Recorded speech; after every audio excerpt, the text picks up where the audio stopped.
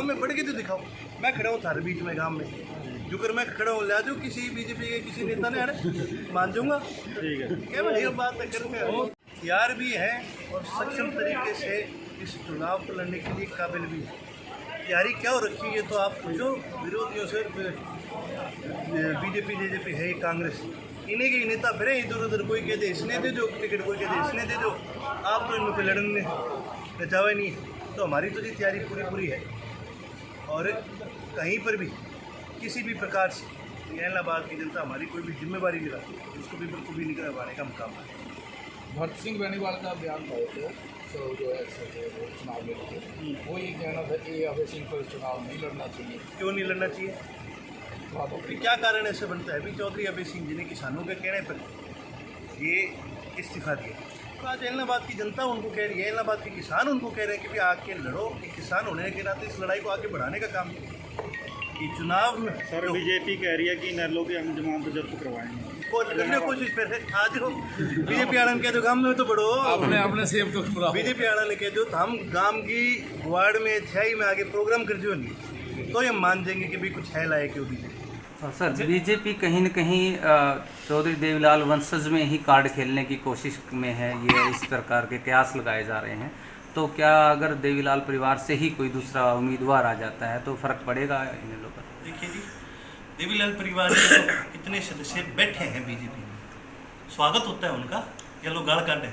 आप बता दें मुझे, देवीलाल जी का वंशज ये क्या कोई राजघराना है क्या, या कोई किंगडम चल रहा है, कोई मोनार्की है कि मैं वंश और गद्दी पे मैं बैठूंगा, मैं वंश और गद्दी पे मैं, ये क्या है? जननायक चौधरी देवीलाल का वंश इस देश का किसान है। बड़े चोई साहब ने अपनी ज़मीन जायदाद अपने पुतों को बेटों को उनको नहीं दी थी। बड़े चोई साहब ने अपनी ज़मीन जायदाद इस देश के मुजारों के नाम कर दी।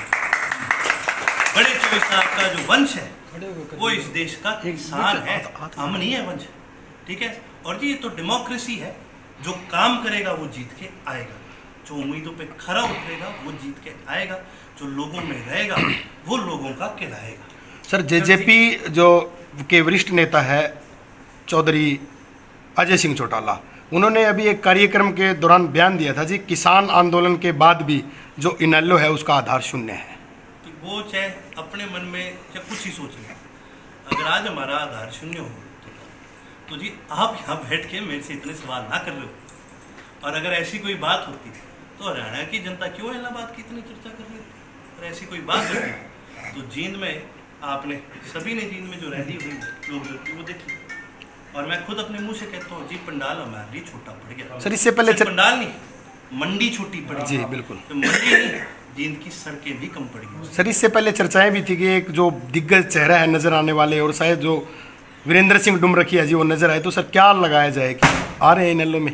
देखिए जी, आना ना आना उनका फैसला है, लेकिन वीरेंद्र सिंह जी भी बड़े चोई साहब को हमेशा माना करते हैं। और यहाँ पर बात जैसे कि मैंने कहा पार्टी लाइन्स की नहीं है, यहाँ पर बात किसान वर्सेस कानून की है। और वीरेंद्र सिंह जी किसानों के साथ खड़े मिले, ये भी एक बहुत बड़ी बात है कि आज एक मंच के ऊपर चौधरी ओम प्रकाश चौटाला जी और चौधरी वीरेंद्र सिंह जी दोनों खड़े हुए थे और दोनों ने किसान के पक्ष में बोलने का काम करा। अगर कोई भी सरकार हो या कोई भी हो, तो उनको कम से कम इस बात का सोचना भी चाहिए और इस बात पे गौर भी करनी चाहिए।